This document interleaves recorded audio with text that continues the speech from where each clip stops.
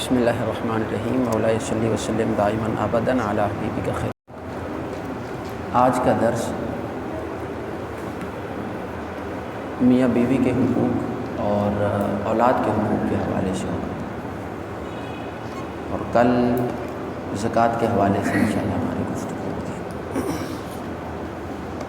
آج ہمارا 10واں دن ہے، 10ویں نشست ہے ہماری، اور کل آخری نشست ہوگی۔ اللہ تعالیٰ ہم نے جو علم حاصل کیا اس پر ہمیں عمل کرنے کی توفیق عطا فرمائے۔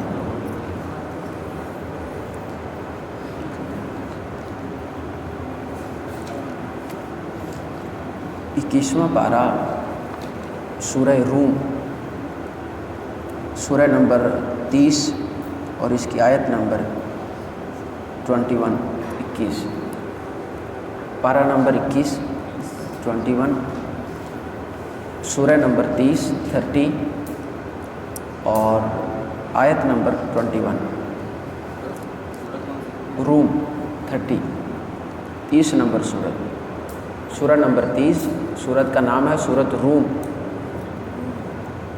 را واو میم روم۔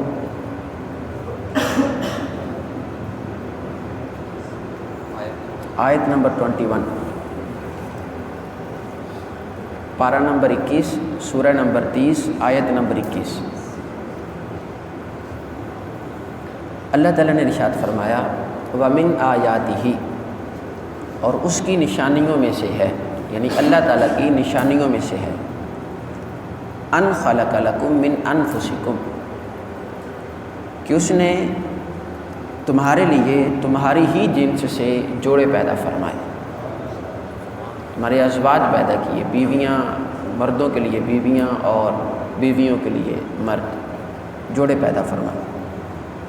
لِتَسْكُنُوا إِلَيْهَا، اب ان کو پیدا کرنے کا مقصد کیا تھا، یہ جوڑے بنانے کا، مرد اور عورت، لِتَسْكُنُوا إِلَيْهَا، تاکہ تم ان سے سکون حاصل کرو۔ وَجَعَلَ بَيْنَكُمْ مَوَدَّةً وَرَحْمَةً، اور اللہ تعالیٰ نے تمہارے درمیان، شوہر اور بیویوں کے درمیان محبت اور رحمت کو پیدا فرمایا، مودت پیدا فرمائی اللہ تعالیٰ نے، محبت سے بڑھ کر مودت و رحمہ، مودت اور رحمت پیدا فرمائی اللہ تعالیٰ نے۔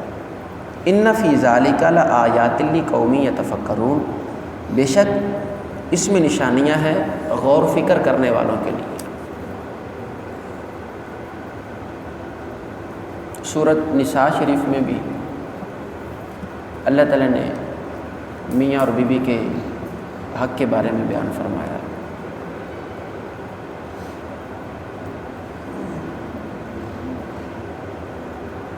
احادیث مبارکہ میں نبی کریم علیہ الصلوۃ والسلام کے فرامین بھی موجود ہیں، اس حوالے سے بھی بات کریں گے۔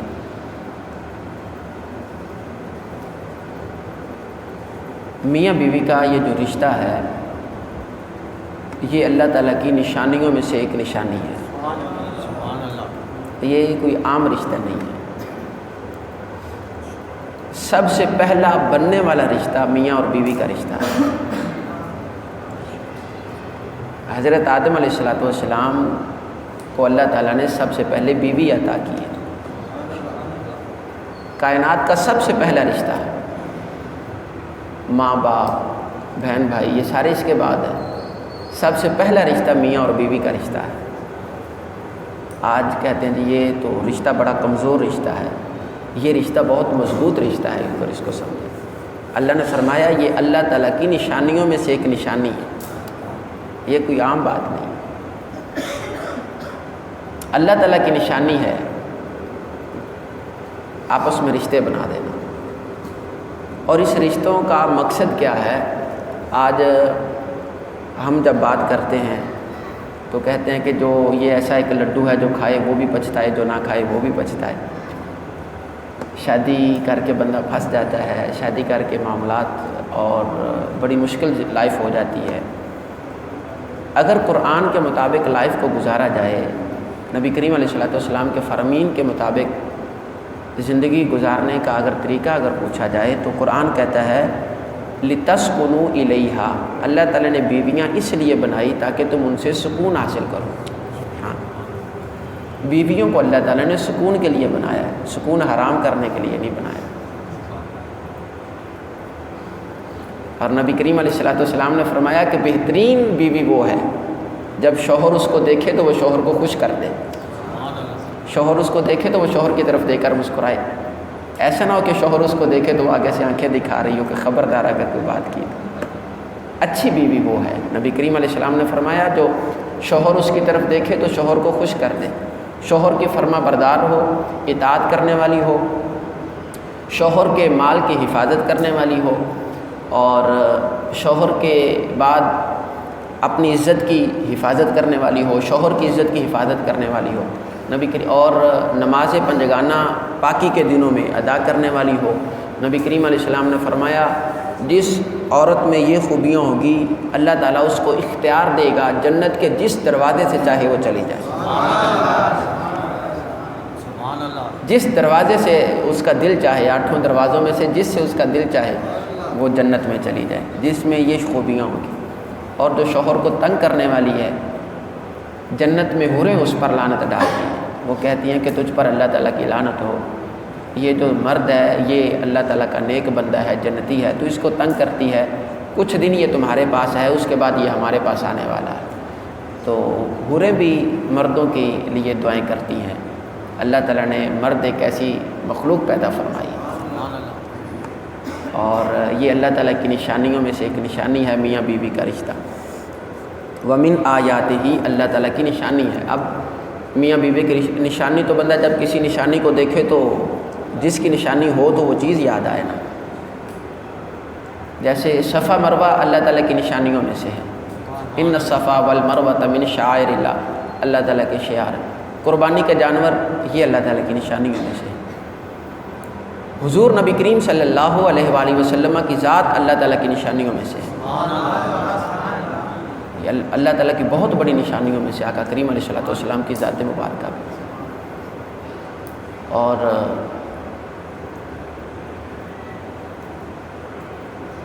مقام عرفات، میدان عرفات، جبل رحمت، یہ اللہ تعالیٰ کی نشانیوں میں سے نشانی۔ تو انہی نشانیوں میں سے ایک میاں اور بیوی کا رشتہ ہے، بڑی محبتوں سے اللہ تعالیٰ نے بنایا، اور ان کے دلوں میں اللہ تعالیٰ نے بڑی محبتیں پیدا فرمائی۔ اور نبی کریم علیہ السلام نے فرمایا وہ شخص شیطان ہے، اور اللہ تعالیٰ کے فرشتوں کی اور سارے ایمان والوں کی اور تمام لعنت کرنے والوں کی اس بندے پر لعنت ہے جو شخص میاں اور بیوی کے رشتے کے درمیان رخنا پیدا کرتا ہے، شوہر کو کوئی اور بات بتائی، بیوی کو کوئی اور بات بتائی، یا دونوں کے رشتوں کو کمزور کرنے کے لیے بیوی کے کان بھرتا رہا، یا شوہر کے کہ تمہاری بیگم تو یہ کرتی ہے، یا شوہر کو کہ تمہاری بیگم تو یہ کرتی رہتی ہے، یا بیگم کو جو تمہارا شوہر باہر یہ کرتا رہتا ہے۔ تو نبی کریم علیہ السلام نے فرمایا تمام لعنت کرنے والوں کی لعنت ہے اس بندے پر، اللہ تعالیٰ بغیر حساب کے اس کو دوزخ میں ڈالے گا۔ میاں بیوی کے درمیان تفرقہ پیدا کرنے والا، جدائی ڈالنے والا۔ اور حضرت سیدہ عائشہ صدیقہ رضی اللہ تعالی عنہا سے یہ حدیث مروی بھی ہے، نبی کریم علیہ السلام جب معراج پر گئے تھے تو واپسی پر ایک دن آقا کریم علیہ السلام حضرت سیدہ عائشہ کے پاس تشریف فرما تھے، تو آقا کریم علیہ السلام نے فرمایا عائشہ کچھ دل میں ہو، کچھ چاہت ہو تو مانگ لو۔ عرض کی یا رسول اللہ جو بھی مانگوں آپ عطا فرمائیں گے؟ نبی کریم علیہ السلام نے فرمایا بھی جو آپ کا دل چاہے مانگو۔ عرض کی میں اپنے بابا جان سے مشورہ کر لوں؟ نبی کریم علیہ السلام نے فرمایا بھی کریں۔ گئی اپنے گھر سے حضرت ابوبکر صدیق کے گھر جا کر پوچھا اپنے ابا جان سے حضرت ابوبکر صدیق سے کہ نبی کریم علیہ السلام نے مجھے اختیار دیا ہے کہ جو آپ کا دل چاہتا ہے وہ مانگے، تو ابا جان میں کیا مانگوں؟ تو حضرت ابوبکر صدیق رضی اللہ تعالی عنہ نے مشورہ دیا بیٹی آقا کریم علیہ الصلوۃ والسلام سے جا کر یہ پوچھو یا رسول اللہ صلی اللہ علیہ وسلم معراج کی رات اللہ تعالیٰ نے جو آپ سے راز کی باتیں کی تھی وہ راز کی باتیں بتا دیں۔ سبحان اللہ۔ واپسی آئی، نبی کریم علیہ السلام سے عرض کی حضور پوچھوں؟ آقا کریم علیہ السلام نے فرمایا پوچھو۔ تو عرض کرتی ہیں یا رسول اللہ وہ معراج کی رات میں جو آپ نے راز کی باتیں کی تھی وہ باتیں ہمیں بتائیں۔ نبی کریم علیہ السلام نے فرمایا عائشہ وعدہ کیا ہے، ایک بات بتاتا ہوں، اللہ تعالیٰ نے مجھ سے وعدہ کیا ہے کہ جو دو نفرتوں کو، ٹوٹے ہوئے دلوں کو، جو علیحدہ ہو گئے ہوں، درمیان میں جدائی اور مفارقت آ گئی ہو، ان کو آپس میں جوڑ دے، صلح کروا دے، رشتوں کو آپس میں جوڑ دے، اللہ تعالیٰ اس کو بغیر حساب کے جنت عطا فرمائے۔ جو دو خاندانوں کو آپس میں جوڑ دے، میاں بیوی کے رشتے کو بچا لے، یا ماں باپ کے رشتے کو بچا لے، بہن بھائی کے رشتے کو بچا لے، کسی کے ٹوٹے ہوئے دلوں کو بھی، رشتوں کو بھی آپس میں جوڑ دے، اللہ تعالیٰ اس کو بغیر حساب کے جنت عطا فرمائے گا۔ اس کا حساب کتاب نہیں ہوگا، سیدھا جنت میں۔ تو آپ بڑی خوش ہوئیں جب حضرت ابوبکر صدیق کا سامنا ہوا، تو حضرت ابوبکر صدیق نے پوچھا کہ بیٹی نبی کریم علیہ السلام نے کیا فرمایا؟ تو انہوں نے بتایا کہ یہ معاملہ ہے۔ آپ کی آنکھوں میں آنسو آئے تو حضرت سیدہ عائشہ صدیقہ رضی اللہ تعالیٰ عنہا عرض کرنے لگی، بابا جان یہ خوشی کی بات ہے، آپ کیوں رو رہے ہیں؟ تو حضرت ابوبکر صدیق رضی اللہ تعالیٰ عنہ نے فرمایا، بیٹی میں اس کی دوسری جہت کو دیکھ کر سوچ کر رو رہا ہوں کہ جو دو رشتوں کو آپس میں جوڑ دے، اللہ تعالیٰ اس کو تو بغیر حساب کے جنت عطا فرمائے گا، اور جو دو رشتوں کو توڑ دے، اللہ تعالیٰ اس پر کتنی ناراضگی عطا فرمائے۔ تو یہ میاں آج کل بڑا ٹرینڈ ہے، بیوی کی ہمدردی حاصل کرنے کے لیے، یا کسی کی بھی، یا شوہر کی ہمدردی حاصل کرنے کے لیے کچھ خواتین پڑوس والی ہوتی ہیں، کچھ معاملات دیگر ہوتے ہیں، آپس میں جا کر بھی تمہارا شوہر یہ کرتا ہے، میں نے اس کو دیکھا تھا ایسا تھا، یا شوہر کو بتا دینا بھی تمہاری بیوی تمہارے بعد میں یہ کرتی رہتی ہے، رشتوں کو آپس میں توڑتے ہیں۔ نبی کریم علیہ السلام نے فرمایا اللہ تعالیٰ ان پر لعنت ڈالتا ہے، اور یہ بڑا مضبوط رشتہ ہے میاں اور بیوی کا، کمزور رشتہ نہیں ہے۔ یہ اللہ تعالیٰ کے حبیب صلی اللہ علیہ وآلہ وسلم نے فرمایا کہ یہ قرآن پاک میں بھی اللہ تعالیٰ نے ارشاد فرمایا، اگر تم غریب ہو، حالات ناسازگار ہیں، تم نکاح کرو، اللہ تعالیٰ تمہیں غنی فرما دے گا۔ آج ہم کہتے ہیں کہ نہیں جی پہلے حالات اچھے ہو جائیں گے۔ آج تقریباً ہماری سوچ کے مطابق کم از کم کو 8-10 لاکھ روپیہ ہو تو ہم شادی کرنے کے قابل ہوتے ہیں، وہ بھی نارمل رینج میں، اعلیٰ بڑی اچھی کرنی ہو تو وہ بہت اعلیٰ ہے۔ اتنا مشکل ہم نے بنا دیا نکاح کو۔ نبی کریم علیہ السلام نے فرمایا نکاح جتنا سادگی سے کرو گے اللہ تعالیٰ اتنی برکتیں عطا فرمائے گا۔ یہ حدیث شریف، جتنا سادگی سے اپنی شادی کو رکھو گے اللہ تعالیٰ اتنی زیادہ برکتیں عطا فرمائے گا۔ جتنا تم فیشن کی طرف اور دنیا کو میں کے سامنے اپنا ناک اونچا کرنے کے لیے یا رشتہ داروں میں اپنا نام بنانے کے لیے جتنا کرتے چلو جاؤ گے اتنی رحمتیں اور برکتیں کم ہوتی چلی جائیں گی۔ نکاح کو سادگی سے کرو، اور آقا کریم صلی اللہ علیہ وآلہ وسلم کی احادیث مبارکہ، صحابہ کرام کا اس پر عمل موجود ہے۔ ایک صحابی، ان کا نام ابھی میرے ذہن میں نہیں آ رہا، تو وہ بیمار ہو گئے، تو لگا کہ یہ شاید آخری ایام ہے ان کے، تو ان سے پوچھا کہ آپ کی کوئی چاہت، کوئی خواہش ہو؟ تو انہوں نے کہا کہ اگر اللہ تعالیٰ مجھے زندگی دے تو میں ایک نکاح اور کروں گا۔ نبی کریم علیہ السلام نے فرمایا نکاح کثرت سے کرو، نکاح کرو، اور اس کے بعد اس عورت سے نکاح کرو جو کثرت سے بچے دینے والی ہے۔ عرض کی حضور کیسے پتہ چلے گا کہ یہ عورت زیادہ بچے دینے والی ہے؟ فرمایا ان کے خاندان میں دیکھو کہ ان کی ماں کے کتنے بچے ہیں، اس کی بہن کے، اس کی خالہ کے، یا اس کے خاندان میں دیکھو کہ ان کے ہاں کتنی اولاد ہوتی ہے۔ عرض کی حضور اس کا مقصد کیا ہے کہ بچے زیادہ ہوں؟ نبی کریم علیہ السلام نے فرمایا قیامت والے دن میں اپنی اولاد، اپنی امت کی کثرت پر فخر کروں گا۔ سارے نبیوں کی امتوں کی 40 صفیں ہوں گی، میری اکیلی امت کی 80 صفیں ہوں گی۔ یہ نبی کریم علیہ السلام کی حدیث ہے۔ آج کل یہ بھی صرف 2 بچے اچھے ہونے چاہیے، 2 کے بعد پابندی لگا دینی چاہیے، ایسا نہیں ہے۔ نبی کریم علیہ السلام نے فرمایا بچے جتنے اتنے اچھے، جتنے بچے اتنے اچھے۔ یہ نہیں ہے کہ بچے 2 ہی اچھے، نہیں، جتنے بچے اتنے اچھے۔ آپ اولاد پیدا کریں اور اس کے بعد پھر اولاد کی تربیت کے حوالے سے بھی انتظامات کریں۔ ایسا نہیں ہے کہ پھر آپ اولاد پیدا کرتے چلے جائیں، بعد میں روئیں کہ جب ان کو کھلائیں کہاں سے، پریشان ہو جائیں۔ آپ یہ بھی دیکھیں کہ میں اپنے بچوں کو کہاں سے کھلاؤں، اپنی استطاعت کے مطابق آپ اولاد کو پیدا کریں۔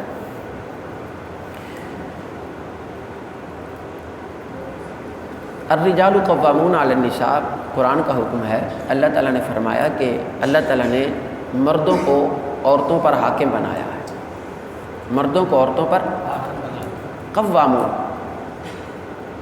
طاقت عطا فرمائی اللہ تعالیٰ مردوں کو عورتوں پر۔ اس کی بہت ساری وجوہات ہیں، علماء نے بیان کی۔ ان میں سے ایک تو یہ ہے کہ عورت کی تمام ذمہ داری مرد پر ہوتی ہے، اس کے کھانے پینے کی، اس کے پہننے کی، اور اس کی رہائش کی، اور اس کی تمام ضروریات۔ یہ حدیث پاک میں بھی ہے، نبی کریم علیہ السلام نے فرمایا بہترین مرد وہ ہے جو اپنی عورت کو اچھا کھانا کھلائے، اچھے کپڑے پہنائے اور اس کے ساتھ حسن سلوک کرے۔ یہ اچھے مردوں کی نشانیاں اور علامات نبی کریم صلی اللہ علیہ وآلہ وسلم نے بھی بیان فرمائی۔ تو عورت کی تمام ذمہ داری، اس لیے کہ اس کو کمانا بھی نہیں ہے، اس کو باہر جا کر مزدوری بھی نہیں کرنی، اس کو کسی کی کفالت بھی نہیں کرنی، تو وہ خود کسی کی کفالت میں ہوتی ہیں، اپنے مرد کی کفالت میں۔ تو جن کی کفالت میں ہوں گی وہ اس پر حاکم ہوں گے، وہ ان پر قدرت رکھتے ہوں گے، ان کا حکم ماننا ان پر واجب ہے۔ اس لیے نبی کریم علیہ السلام نے فرمایا کہ اگر اللہ کے بعد کسی کو سجدہ کرنا جائز ہوتا تو میں بیوی کو حکم دیتا کہ وہ اپنے شوہر کو سجدہ کرے، اس لیے کہ اس کی ساری ذمہ داریاں خود اٹھا رہا ہے، وہ اس کو اچھا گھر دے رہا ہے، اچھے کپڑے پہنانے کے لیے، اچھا کھانے کے لیے، تمام چیزیں اس کی اچھے طریقے سے پوری کر رہا ہے۔ تو اس کا حق ہے کہ بیوی جب وہ بیوی کو دیکھے تو بیوی اس کو خوش کر دے، اس کے سارے خاندان کے اگلے پچھلے اس کے سامنے نہ رکھے، جب سے میں تمہارے گھر میں آئی ہوں کچھ دیکھا نہیں۔ وہ بندہ اپنی استطاعت کے مطابق کوشش کر رہا ہوتا ہے۔ کوئی بھی اتنا شخص ایسا بھی نچلی سوچ کا نہیں ہوتا کہ اپنے گھر والوں کی بے عزتی کرے یا معاملات کرے۔ نبی کریم علیہ السلام نے فرمایا تم میں سے کامل ترین ایمان والا وہ ہے جس کا اخلاق اچھا ہے، اور بہترین مرد وہ ہے جو اپنے گھر والوں کے لیے اچھا ہے، جو اپنے گھر والوں کے لیے اچھا، اپنی بیوی کے لیے۔ اور نبی کریم علیہ السلام نے فرمایا صحابہ تم سب میں اپنی بیویوں کے لیے میں سب سے زیادہ اچھا ہوں، آقا کریم علیہ السلام کا فرمان۔ اور نبی کریم صلی اللہ علیہ وآلہ وسلم نے تقریباً 11 یا 13 نکاح بھی فرمائے۔ بیک وقت نبی کریم علیہ السلام کے نکاح میں 9 ازواج حیات بھی رہیں، ایک ہی وقت میں 9 بیویاں نبی کریم علیہ السلام۔ مگر نبی کریم علیہ السلام کا اخلاق ایسا تھا، آپ کبھی کبھی اٹھتے اپنے کپڑے کہیں سے اگر کچھ لگ جاتا خود دھو لیتے، اپنے جوتے خود صاف کرتے تھے۔ نبی کریم علیہ السلام گھر جا کر یہ بیویوں کے ساتھ چھوٹے چھوٹے کام کروانے میں کوئی حرج نہیں ہوتا، ان کی دلجوئی ہوتی ہے۔ آپ گھر جائیں اور گھر جا کر ایسا نہ کہیں کہ جناب والا اب تو معاملات ہی سارے خراب، آپ کے چہرے سے ہنسی ختم ہو جائے۔ باہر دوستوں کے ساتھ آپ ہنستے رہیں، جب بیگم کے پاس جائیں تو آپ کہیں کہ نہیں جی اس کو یہ جب مجھے دیکھے تو ڈرے، تو ایسا نہیں ہے۔ نبی کریم علیہ السلام نے فرمایا تم اس کو دے کر مسکراؤ، وہ تمہیں دے کر مسکرائے، اللہ تعالیٰ تمہاری مسکراہٹوں پر ثواب پیدا فرمائے، ثواب لکھے۔ یہ بھی حدیث پاک ہے نبی کریم صلی اللہ علیہ وسلم۔ بیوی پر شوہر کا حق ہے کہ شوہر کے مال کی حفاظت کرے، اس کی اولاد کی اچھی تربیت کرے، اس کے خاندان کی عزت کرے، شوہر کی عزت کرے، شوہر کے گھر کی حفاظت کرے، اپنی شرمگاہ کی حفاظت کرے، اور شوہر جو اس کو حکم دے وہ پورا کرے۔ یہ بیوی کے حقوق ہیں، شوہر کے حقوق ہیں، بیوی کے فرائض ہیں، یہ جو بیوی نے ادا کرنے ہوتے ہیں۔ آج کے دور میں حالات اتنے یکسر تبدیل ہو گئے ہیں، خواتین آزادی کا جو نعرہ لگا رہی ہیں، جو ہم اپنے بچوں کو تعلیم دے رہے ہیں ہماری یونیورسٹیز میں، کالجز میں، الا ماشاء اللہ بہت کم گھروں میں ایسا ہوتا ہے ہم اپنی بچیوں کو دینی تعلیم دیتے ہیں، ورنہ دنیاوی تعلیم کے ساتھ ساتھ ہمارے بچوں کی تربیت قرآن اور حدیث کے مطابق تو ہوئی نہیں ہوتی، ہمارے بچوں کی تربیت ڈراموں کے تحت ہوئی ہوتی ہے۔ اکثر ڈراموں کو دیکھا، ایک عورت کا کردار کیسا ہے، دوسری کا کردار کیسا ہے، معاملات کیسے ہیں، وہ عورت اپنی سوچ تبدیل کرنا شروع کر دیتی ہے کہ جب میرا شوہر ہوگا تو اس کے پاس یہ معاملات ہونے چاہیے، ایسا ہونا چاہیے، میں اس پر ایسے نہیں۔ عورت کی سب سے بڑی ذمہ داری یہ ہے کہ عورت اپنے مرد کی ہر بات کو فالو کرے، سب سے بڑی ذمہ داری۔ کوئی بھی حکم شوہر دے، نبی کریم علیہ السلام نے یہاں تک فرمایا کہ اگر مرد کے جسم پر زخم ہو جائیں اور ان زخموں میں پیپ بھر جائے اگر شوہر اپنی بیوی کو حکم دے کہ اس کو زبان سے چاٹے تو شوہر کے حکم پر وہ عورت انکار نہ کرے. اتنی سختی کے ساتھ نبی کریم علیہ السلام نے بیان فرمایا. آج کی خواتین کہتے ہیں کہ ہم برابری کے حقوق چاہتے ہیں. جب برابری کے حقوق کہاں پر چاہیے؟ یہ جو غیروں کا کلچر ہے ہمارے درمیان، آپ دیکھیں باہر ممالک میں جو غیر مسلم ممالک ہیں ان کا کلچر اگر ہم اپنانے کی کوشش کریں گے، وہاں پر بیوی بھی کماتی ہے تو گھر چلتا ہے، اگر نہیں کمائے گی تو گھر میں رہنے کی اجازت نہیں ہے. یہاں پر اسلام نے اتنا بہترین اصول دیا، فرمایا تم بیاہ کر لے آتے ہو، اس کے کھانے پینے کی، اس کی رہائش کی ساری ذمہ داری مرد پر ہے. وہاں پر مرد خود کہتا ہے جاؤ جا کر کما کر لاؤ. اسلام نے کتنا پیارا دین دیا ہے. تم زندگی یورپ کے کلچر کے مطابق گزارو اور حقوق اسلام کے مطابق چاہو. ایسا تو نہیں ہو سکتا خواتین کے لیے کہ آپ باہر اپنی مرضی سے آزادانہ جیسا آپ کا دل چاہے آپ لباس پہنیں، جیسا آپ کا دل چاہے آپ نعرے لگائیں، سلوگن پکڑیں، جو مرضی کریں آپ، اور جب چاہیں کہ نہیں جی معاملات غلط قسم کی طرف جا رہے ہیں، چھوٹی چھوٹی باتوں پر، طلاقوں پر. آپ یہ ترقی یافتہ دور ہے ہمارا، اپنے آپ کو ہم ایجوکیٹڈ کہتے ہیں، اور سب سے زیادہ طلاق کی شرح اسی دور میں. ہر دوسرے گھر میں طلاق، ہر معاملہ اتنا تیزی کے ساتھ پھیل رہا ہے کہ جی چھوٹی چھوٹی باتیں برداشت ہی نہیں ہوتی. نہیں جی اس کا مزاج مجھ سے نہیں ملتا، میں طلاق چاہتا ہوں. ایسا تو نہیں ہے. نبی کریم صلی اللہ علیہ وآلہ وسلم کے دور کو دیکھیں اور اس کے بعد صحابہ کے دور کو دیکھیں، طلاق کا ریشو ابھی بھی گاؤں میں طلاق کا ریشو بہت کم ہے، بہت کم ہے. شہروں میں اتنا زیادہ ہو چکا ہے کہ ہر دوسرے گھر میں طلاق کے مسائل آتے ہیں. اتنے لوگ طلاق کے مسائل پوچھتے ہیں، ابھی میرے دوست نے یہ کر دیا، ہمارے گھر میں ایسا ہو گیا، میرے شوہر نے غصے میں آ کر بول دیا. بھائی کیوں ہے؟ ہم حالانکہ اپنے آپ کو ایجوکیٹڈ لوگ سمجھتے ہیں. ایسی تعلیم کا کیا فائدہ جو آپ کو چھوٹی چھوٹی باتوں سے بھی بے بہرا کر دے، اور آپ نے شوہر نے آپ کو 2-4 دفعہ سوٹ نہیں لے کر دیے اور آپ کہیں کہ جناب والا طلاق چاہیے مجھے. ایسا نہیں. شوہر پر واجب یہ ہے کہ ہر سیزن کے مطابق عورت کو ایک سوٹ لے کر دے. یہ شوہر پر واجب ہے، ضروری ہے. جیسا کھانا خود کھائے ایسا کھانا اپنی بیگم کو بھی کھلائے. ہاں اگر اس کے اخراجات زیادہ ہیں، شوہر زیادہ کما رہا ہے، تو جتنا زیادہ، سب سے زیادہ حق یہ ہے کہ اپنے گھر والوں پر کھلا خرچ کرے. یہ نہیں کہ دوستوں پر کھلا خرچ کرے، گھر والوں پر تنگ کرے. نہیں، دوستوں کو اگر نہ بھی کھلائے تو بات چل جائے گی. سب سے زیادہ پہلا حق یہ ہے کہ اپنے گھر والوں کے لیے اچھے کھانے پینے کا اور اچھی رہائش کا انتظام کرے. یہ سب سے پہلا حق ہے. اور اس کے بعد ان کے اب بیوی پر جو حقوق ہیں وہ بھی واضح ہیں. قرآن نے بیان فرمائے. شوہروں پر صرف یہ نہیں کہ بیوی جی حضوری کرتی رہے، معاملات کرتے رہے اور شوہر کچھ نہ کہے. شوہر پر بھی اللہ تعالیٰ کے حبیب علیہ الصلوۃ والسلام نے تمام چیزیں واضح فرمائی کہ شوہر کبھی ڈانٹے نہیں، مارے نہیں اس کو. ایک حالت میں قرآن نے اور نبی کریم علیہ الصلوۃ والسلام نے اجازت دی ہے مرد کو ہاتھ اٹھانے کی.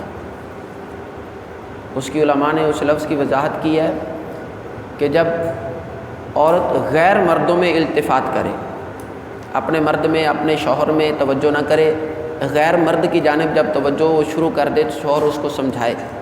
اگر پھر بھی وہ بات نہ مانے تو شوہر اس کو مار سکتا ہے، مگر اس کے چہرے پر پھر بھی نہیں مار سکتا. ایک حالت ہے جب اجازت دی ہے، ورنہ کبھی بھی نبی کریم علیہ الصلوۃ والسلام نے اس بات کی تعلیم نہیں دی کہ مرد اپنی عورتوں کو، بیویوں کو ماریں، جا کر ہاتھ اٹھائیں، چیخیں چلائیں ان پر. کبھی بھی ایسا نہیں. جس گھر میں میاں بیوی کی لڑائی ہوتی رہتی ہے اس گھر میں کبھی بھی رحمتیں اور برکتیں نہیں آتی. نبی کریم صلی اللہ علیہ وسلم پر جب پہلی وحی نازل ہوئی تو آقا کریم علیہ السلام گھر تشریف لے کر آئے تو سب سے پہلا مشورہ نبی کریم علیہ السلام نے اپنی بیگم سے کیا تھا. سبحان اللہ. اور بیگم نے تسلی دی نبی کریم علیہ الصلوۃ والسلام کہ اللہ تعالیٰ نے آپ کو بہت اونچا مقام عطا فرمایا. آپ کو آقا کریم علیہ الصلوۃ والسلام کے لیے سارے راستے ہموار کیے. اگر عورت کما رہی ہے تو اس کی کمائی پر صرف اس کا حق ہے، یہ حقیقت ہے. ہاں شوہر کما رہا ہے تو شوہر کی کمائی پر بیگم کا حق ہے. عورت اگر جاب کرتی ہے تو مرد کے لیے یہ نہیں ہے کہ وہ اس کو لازمی کہے کہ بھی جتنا کما کر لاتی ہو میرے ہاتھ، اس کی مرضی ہے وہ آپ کو دے یا نہ دے۔ ہاں اگر آپ کی انڈرسٹینڈنگ اچھی ہے، جو مرضی آپ اس کی چیزیں استعمال کرتے ہیں وہ آپ کی چیزیں استعمال کرتی ہے، تو کوئی مسئلہ نہیں، کوئی حرج بھی نہیں ہے اس میں۔ اس بات پر لڑائی نہیں ہونی چاہیے یا طلاق تک نوبتیں نہیں پہنچنی چاہیے، یہ کما کر لاتی ہے مجھے نہیں دیتی تو پتہ نہیں آپ اپنے خرچے خود اٹھاؤ۔ بھائی کیوں اپنے خرچے خود اٹھائے؟ اگر وہ کما رہی ہے تو آپ کی ذمہ داری سے تو باہر نہیں نکل رہی، آپ کی بیوی ہے، تو جب تک آپ کی بیوی ہے اس کی کفالت کرنا آپ کی ذمہ داری ہے، اس کو کھانا کھلانا آپ کی ذمہ داری ہے۔ اگر خواتین کو حقوق پتہ چل جائے نا، ویسے اب یہ جتنی بھی احتجاج کرنے والی ہیں یہ ایسے احتجاج نہ کریں، قرآن کے مطابق اگر وہ اپنی زندگی بسر کریں تو کھانا کھلانا مردوں کی ذمہ داری ہے، اور ان کی مہربانی ہے وہ ہمیں پکا کر کھلاتی ہیں، آپ کے کپڑے بھی دھوتی ہیں، سارے معاملات کرتی ہیں۔ عورت نے بچہ پیدا کیا، اب آپ اس کو زبردستی نہیں کہہ سکتے کہ جناب اس بچے کو دودھ پلاؤ۔ ہاں وہ اس کے دل میں اللہ تعالیٰ اتنی محبت اور رحمت پیدا فرما دیتا ہے کہ وہ اپنے بچے کے بنا رہ نہیں سکتی، یہ اس کی محبت ہے، اس کی ممتا ہے۔ اگر وہ دودھ پلانے کے آپ سے پیسے مانگے تو آپ پر ضروری ہے آپ اس کو اجرت دو دودھ پلانے کی۔ کتنا بڑا حق ہے۔ آج کہتی ہیں نہیں جی ہمیں آزادی چاہیے، کس چیز کی آزادی مانگ رہے ہیں آپ؟ کس چیز کی برابری مانگتی ہیں آپ؟ اسلام کو پہلے اسٹڈی کیا جائے، اس کے بعد اگر کوئی بات کرے نا لوگ تو پھر بات سمجھ میں بھی آتی۔ اب آپ کے کپڑے دھونا آپ کی ذمہ داری ہے، آپ کے لیے کھانا بنانا اس کی ذمہ داری نہیں ہے، آپ کی بیگم کی۔ آپ وہ گھر کی صفائی کرتی ہے، سارے معاملات کرتی ہیں، اس کی ذمہ داری نہیں ہے۔ آپ اپنی گھر کی صفائی کے لیے ایک نوکرانی رکھیں، کھانا پینا سارے معاملات خود کروائیں، اس کی صرف ایک ہی ذمہ داری ہے، حقوق زوجیت ادا کرنا، شوہر کے لیے تیار ہو کر رہنا ہمیشہ۔ آج کل ہمارا ماحول ایسا ہو گیا، جب ہماری خواتین نے کہیں فنکشن میں جانا ہو تو خوبصورتی کے ساتھ تیار ہوتی ہیں، 2 4 گھنٹے لگائیں گی، اور شوہر کے سامنے مست ملنگ بن کے رہتی ہیں، تو شوہر بیچارہ دیکھتا ہے تو کیا معاملات۔ حالانکہ نبی کریم علیہ السلام نے فرمایا عورت اپنے مرد کے لیے تیار ہو، خوشبو اپنے مرد کے لیے لگائے، بناؤ سنگھار، یہ جتنا بھی میک اپ اپنے مرد کے لیے، کہ اپنے شوہر کو تو دکھاتی نہیں ہے۔ جب باہر مردوں کے لیے یا فنکشنز کے لیے نکلیں تو ہم تیار ہو کر نکلیں، اپنے مردوں کو خوبصورتی کے ساتھ تیار ہو کر دکھائیں، تو مرد کبھی بھی باہر نہیں جائیں گے۔ یہ بھی ہے حقیقت ایسا، وہ بیچارے دیکھتے ہیں آپ بھی اچھی لگتی ماشاءاللہ، کیا بات، ایسے معاملات ایسے ہوتے ہیں۔ تو عورتوں کے لیے ضروری یہ ہے کہ وہ جب بھی تیاری کریں اپنے مردوں کے لیے تیاری کریں، یہی عورت کا حقوق ہے۔ اگر وہ کھانا بھی بنا رہی ہے، مرد اگر اس کو بلائے تو اس کے لیے ضروری ہے کہ وہ کھانا بنانا چھوڑ دے، مرد کی آواز پر لبیک کہے۔ اگر وہ نفل روزہ رکھنا چاہتی ہے، رمضان کا روزے کی اجازت کی تو ضرورت نہیں، اگر وہ نفل روزہ رکھنا چاہتی ہے تو عورت پر ضروری ہے پہلے اپنے شوہر سے پوچھے کہ حضور اگر آپ کی اجازت ہو تو میں روزہ رکھ لوں۔ شوہر اگر اجازت دے تو ٹھیک ہے، اگر نہ اجازت دے تو اس کو روزہ رکھنے کی بھی اجازت نہیں ہے۔ اتنا بڑا حق ہے شوہر کا۔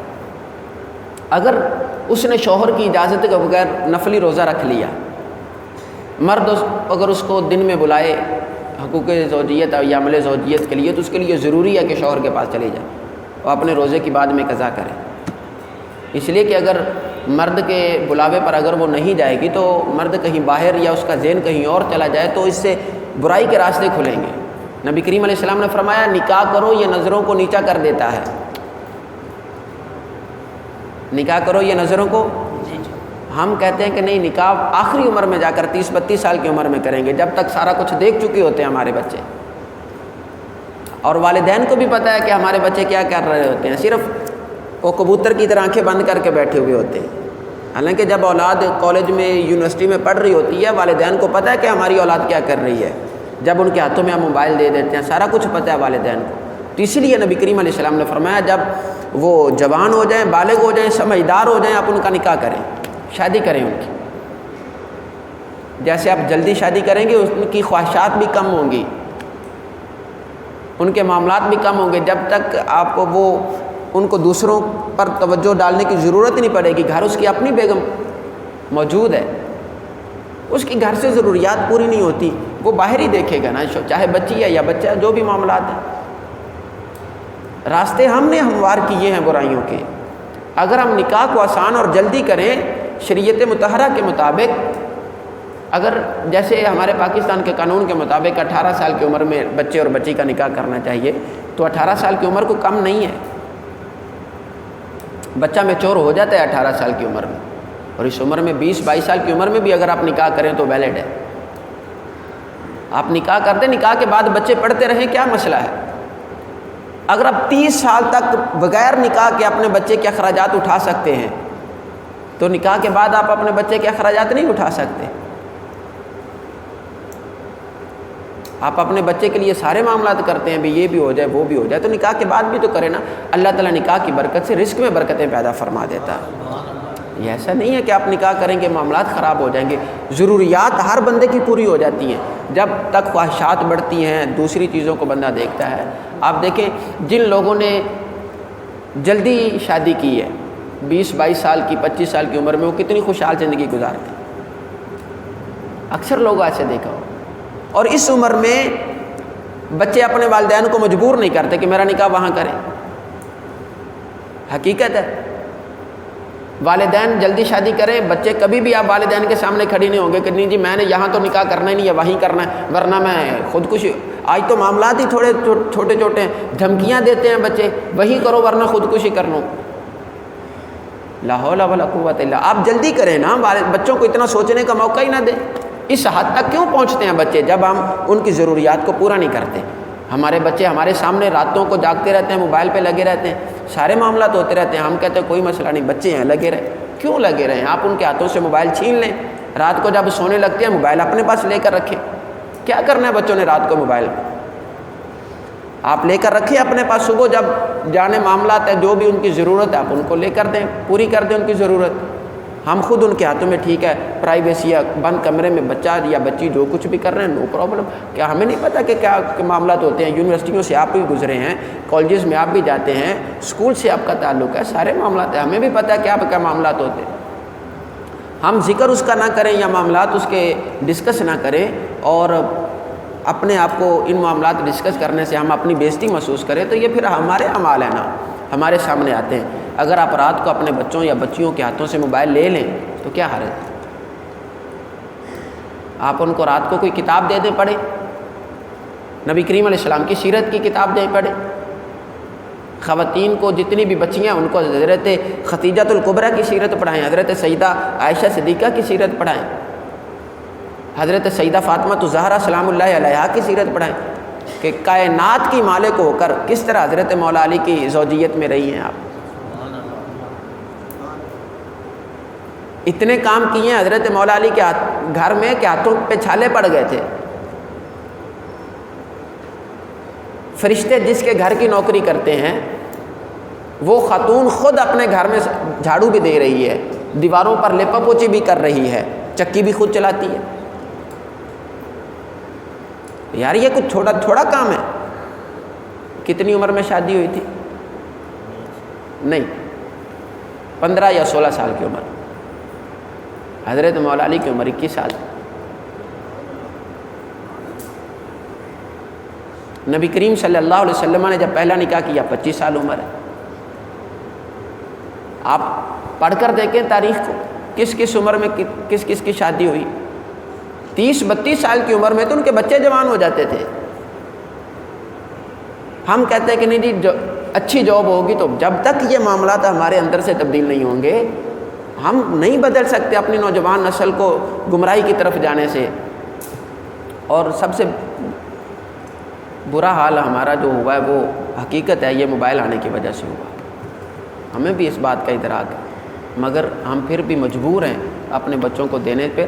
مگر آپ اس کی مجبوری سے زیادہ مجبور نہ ہو. والدین کو چاہیے اس بات کو آپ عام کریں, نکاح سادگی سے کر لیں. کوئی آپ کو نہیں آ کر روکے گا, کوئی آپ پر تانا نہیں کرے گا. شریعت پر آپ عمل کریں. اپنے بچوں کو جتنے بھی آپ کے بچے آپ کی وجہ سے اگر کوئی غلط کام کریں گے تو آپ گناہ میں برابر کے شریک ہیں. یہ والدین کا حق ہے کہ جب بچہ پیدا ہو، نبی کریم علیہ الصلوۃ والسلام نے حضرت امام حسین کا عقیقہ کیا، 2 مینڈے ذبح کیے، تو بچے کا عقیقہ کیا جائے، اس کا نام رکھا جائے، اس کے سر کے بال اتروائے جائیں۔ پھر جب بچہ بولنے لگے، نبی کریم علیہ السلام نے فرمایا جب بچہ گفتگو کرنے لگے، اگر اس کی پہلی بات اللہ تعالیٰ کا نام ہو،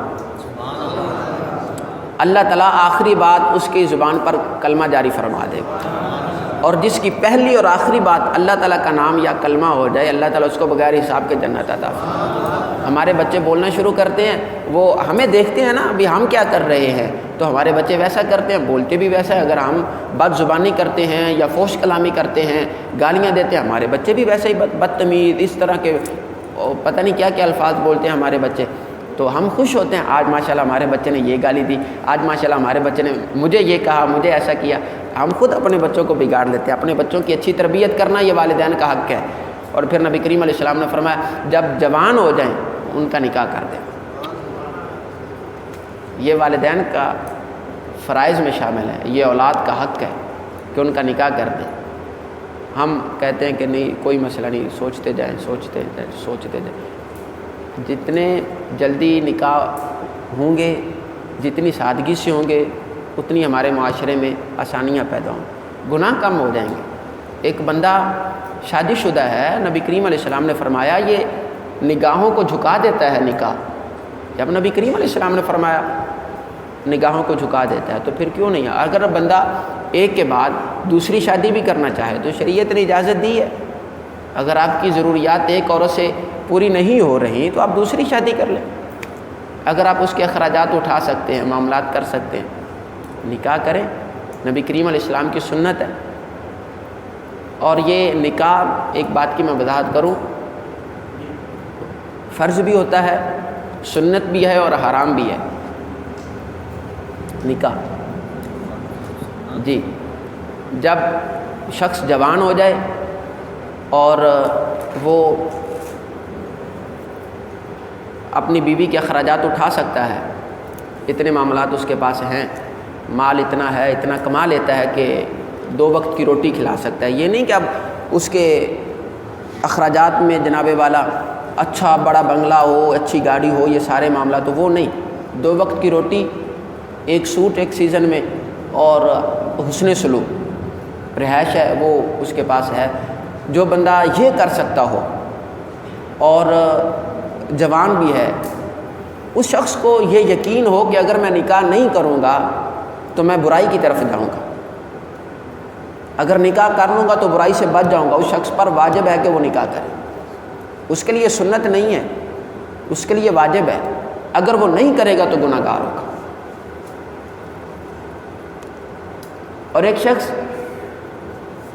استطاعت بھی رکھتا ہے، اخراجات بھی پورے کر سکتا ہے، گھر بھی ہے، دوسرے بھی طاقت بھی ہے، اور اس کو اتنا نہیں ہے کہ میں گناہوں کی طرف مبتلا نہیں ہوں گا، اپنے آپ کو کنٹرول کر سکتا ہوں نفس پر، تو اس کے لیے سنت ہے کہ وہ نکاح کرے۔ اور اس شخص سے کوئی اتنا کمزور ہے، طاقت بھی نہیں ہے اس کے پاس، جسمانی طور پر بھی اخراجات بھی نہیں اٹھا سکتا، اب اس شخص کے لیے جائز نہیں ہے کہ وہ نکاح کرے۔ کچھ ایسے مرد حضرات ہوتے ہیں کہ شادی نہیں کر سکتے یا کمزور ہیں یا کسی بھی معاملات سے، والدین کی خاموشی سے شادی بھی ٹھیک ہے، کوئی مسئلہ نہیں، شادی کر لیتے ہیں، وہ اس عورت کی زندگی بھی برباد کر رہے ہوتے ہیں جو اس کے حرم میں آ رہی ہے، جو اس کے نکاح میں آ رہی ہے۔ تو نکاح سنت اور واجب اور ناجائز بھی ہے۔ جب آپ کو پتہ ہو کہ میں اس کے حقوق ادا نہیں کر سکوں گا تو آپ نکاح نہ کریں، اپنے آپ کو اس قابل بنائیں کہ آپ اس عورت کے حقوق ادا کر سکیں۔ جب ایک عورت کے حقوق آپ ادا کر رہے ہیں اور آپ کی جو خواہشات ہیں، آپ کی جو ضروریات ہیں وہ ایک عورت سے پوری نہیں ہو رہی، تو آپ دوسری شادی کر سکتے ہیں۔ جیسے مثال کے طور پر عورت حاملہ ہو گئی، پریگننٹ ہے، اب آپ اس کے قریب اگر جاتے ہیں تو بچے کو نقصان ہوتا ہے، یا ڈاکٹر منع کر دیتے ہیں کہ آپ اس کے قریب نہ جائیں، 3-4 منتھ ہیں، ایک بندہ صبر نہیں کر سکتا، اور اس کو طاقت بھی ہے، اخراجات بھی اٹھا سکتا ہے، معاملات بھی اس کے اچھے ہیں، گھر بھی دے سکتا ہے، اس کے لیے جائز ہے کہ وہ دوسری شادی کر لے۔ ہاں اگر وہ اپنے آپ کو نہیں کر سکتا، نہ وہ اخراجات اٹھا سکتا ہے، نہ گھر دے سکتا ہے، نہ پھر اس کے لیے یہ ہے کہ صبر کرے، پھر ایک ہی عورت پر گزارا کرے۔ سنتیں صرف 4 شادیوں پر یاد نہ ہیں، سنتیں اس کے ساتھ حسن سلوک کرنے میں بھی یاد آنی چاہیے کہ بیگم کو کیا کیا کھلانا ہے، کیسے کیسے معاملات کرنے ہیں، کیسے ہم نے اس کے لانڈری کے پیسے ہم نے کیسے دینے ہیں، کچن کے پیسے کیسے دینے ہیں، کپڑوں کے سوٹ کیسے کیسے معاملات ہم نے کرنے، یہ سارے ان کے ساتھ حسن سلوک میں پیش آتا ہے۔ تو یہ ساری چیزیں ہمیں ان کے ساتھ کرنی چاہیے۔ اولاد کے حقوق بھی واضح ہیں اور میاں بیوی کے حقوق بھی واضح ہیں۔ اللہ تعالی ہم سب کو نبی کریم صلی اللہ علیہ وآلہ وسلم کے سیرت مطہرہ پر عمل کرنے کی توفیق عطا فرمائے، آمین بجاہ نبی الامین۔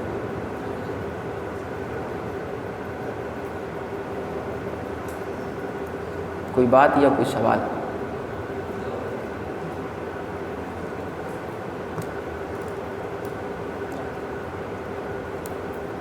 ویسے آج ایسے سارے خاموش ہیں، کچھ بھی نہیں ہوگا، ویسے گھر جا کر اگر آپ بتا دیں تو پریشان نہیں ہوں گے۔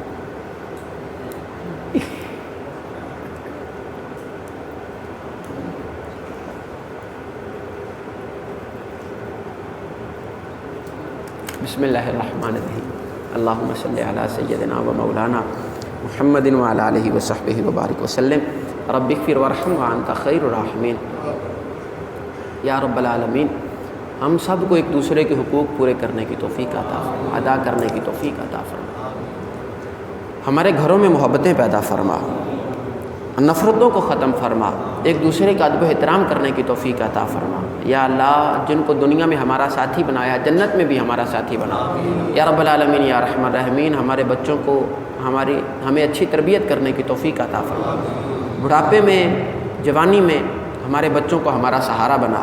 یا رب العالمین، یا رحم الرحمین، بچوں کے تمام حقوق پورے کرنے کی توفیق عطا فرما، بچوں کو والدین کے حقوق پورے کرنے کی توفیق عطا فرما، والدین کا فرما بردار بنا، والدین کی نافرمانی سے بچا۔ یا رب العالمین، یا رحم الرحمین، جتنا تو نے علم عطا کیا اس کے مطابق عمل کرنے کی توفیق عطا فرما، ہمیں رزق حلال عطا فرما۔ یا رب العالمین، ہم تجھ سے تیرے حبیب علیہ الصلوۃ والسلام کے تبسم کا صدقہ رزق حلال کا سوال کرتے ہیں، مولا ہم سب کو رزق حلال عطا فرما، قرضوں سے نجات عطا فرما، ذہنی قلبی سکون عطا فرما۔ یا ارحم الراحمین، حضور نبی کریم صلی اللہ علیہ وآلہ وسلم کے توسل سے ہم سب کو آقا کریم علیہ الصلوۃ والسلام کے تبسم کا صدقہ آپس میں مسکراہٹیں بکھیرنے کی، ایک دوسرے کے لیے آسانیاں پیدا کرنے کی توفیق عطا فرما۔ یا اللہ، آقا کریم علیہ الصلوۃ والسلام کے پاک در کی بادب حاضری عطا فرما، گنبد خضرا کی زیارتیں عطا فرما، حج بیت اللہ کی سعادتیں عطا فرما۔ ان اللہ و ملائکتہ یصلون علی النبی یا ایھا الذین آمنوا صلوا علیہ وسلموا تسلیما، اللہم صلی علی سیدنا و مولانا محمد وعلی آلہ وصحبہ وبارک وسلم۔ سبحان ربک رب العزۃ عما یصفون وسلام علی المرسلین والحمد للہ رب العالمین۔